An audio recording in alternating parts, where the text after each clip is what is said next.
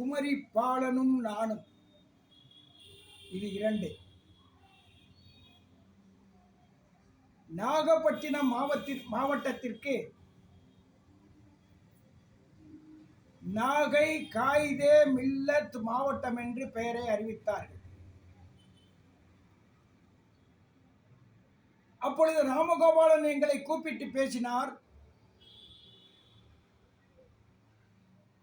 இந்த காயிதே மில்லத் இஸ்மாயில் என்பவன்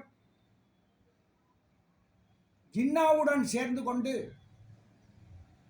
பாகிஸ்தான் பிரிவினைக்கு காரணமானவன். ஆகவே இந்த பெயரை நாகப்பட்டினத்திலிருந்து எடுக்கும்படி செய்ய வேண்டும். புனிதமான நாகை பகுதிக்கு பிரிவினைவாதி காயிதே மில்லத் பெயர் கூடாது என்று கூறினார்கள். அது தொடர்பாக கும்பகோணத்திலே ஒரு மீட்டிங், ஒரு பைட்டக். நானும் குமரி பாலன் உட்பட ஒரு 13 பேர் கலந்து கொண்டோம். ராமகோபாலன் அவர்கள் வழிநடத்துகிறார். அப்பொழுது அந்த கூட்ட முடிவிலே சொன்னார், தங்க முத்துகிருஷ்ணா, உன்னிடம் குமரி பாலன் என்ற இந்த முழுநேர ஊழியரை உன்னிடம் ஒப்படைக்கின்றேன். அடாடா, என் மனதிலே பசுமரத்த ஆணி போல இருக்கிறது. இந்த குமரி பாலனை ஒப்படைக்கின்றேன், உன்னுடனே இருப்பார். நீனும் குமரி பாலனும் சேர்ந்து அங்கே விழிப்புணர்வு ஏற்படுத்த வேண்டும், பொதுமக்களை திரட்ட வேண்டும், ஆர்ப்பாட்டம் போராட்டங்கள் நடத்த வேண்டும். இந்த காயிதே மில்லத் யார், ஏன் இந்த மாவட்டத்திற்கு பெயரை மாற்ற வேண்டும் என்று நீங்கள் எல்லாம் முடிவு செய்ய வேண்டும். முடிவு செய்து வெற்றி பெறுங்கள் என்று கூறி ஆசீர்வாதம் செய்து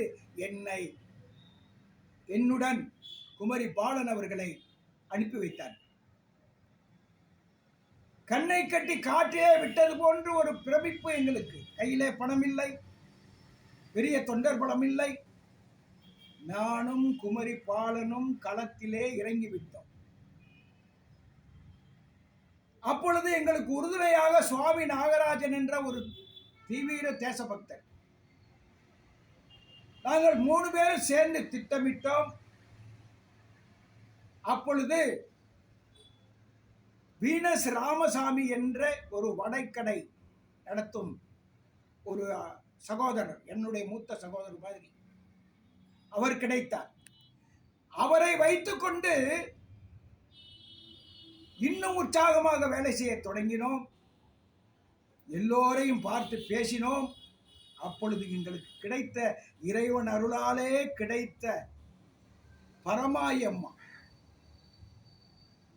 மதுரை மாவட்டத்தை பூர்வீகமாக கொண்ட பரமாயம்மா, நாங்கள் சொன்னதையெல்லாம் மனதிலே வாங்கி கொதித்தெழுந்தார்கள். இந்த பெயரை மாற்றியே தீர வேண்டும் என்று வீரமங்கை வேலு நாச்சியாராக களத்திலே குதித்தார்கள். எங்களுக்கு பக்கபலமாக நின்றார்கள். அவருடைய துணிச்சலும் தைரியமும் எங்களுக்கு உற்சாகத்தை கொடுத்தது. அந்த பரமாயம்மா கொடுத்த தைரியத்திலே போராட்டம் நடத்தினோம்.